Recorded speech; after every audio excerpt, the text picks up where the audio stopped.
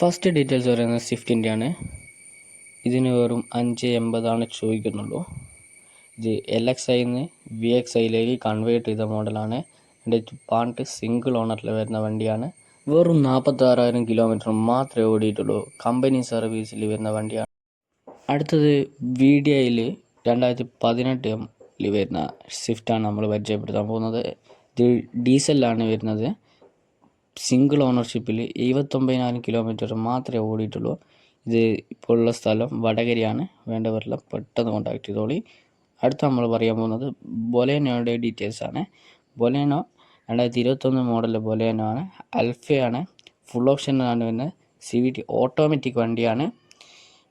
പിന്നെ എടുത്തു പറയേണ്ട കാര്യം ഇതിൻ്റെ മെയിൻ്റെനൻസ് തന്നെയാണ്.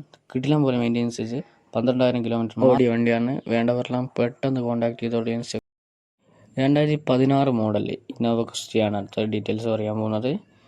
ഓട്ടോമാറ്റിക്കലി GXൽ വരുന്നതാണ്. 2000 കേൽപാണ്ടാണ് രജിസ്ട്രേഷൻ നമ്പർ വരുന്നത്.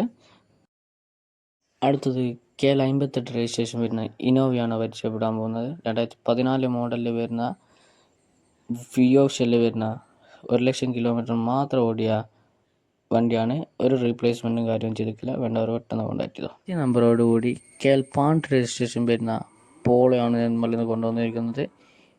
ഇതിൻ്റെ കമ്പനി ഹിസ്റ്ററി അവൈലബിൾ ആണ്. വേണ്ടവർ എത്രയും പെട്ടെന്ന് കോൺടാക്ട് ചെയ്തോ. 6 lakh 2014 മോഡൽ ആൾട്ടോ 100 നമ്മൾ കൊണ്ടുവന്നിരിക്കുന്നത്. VXI മോഡലിൽ 48,000 കിലോമീറ്റർ മാത്രം ഓടിയ വണ്ടിയാണ്. വേണ്ടവർ എത്രയും പെട്ടെന്ന് എൻ്റെ ഇൻസ്റ്റാഗ്രാമിൽ കോൺടാക്ട് ചെയ്തോ. ചെറിയ പൈസക്കാണ് വണ്ടി തരുന്നത്.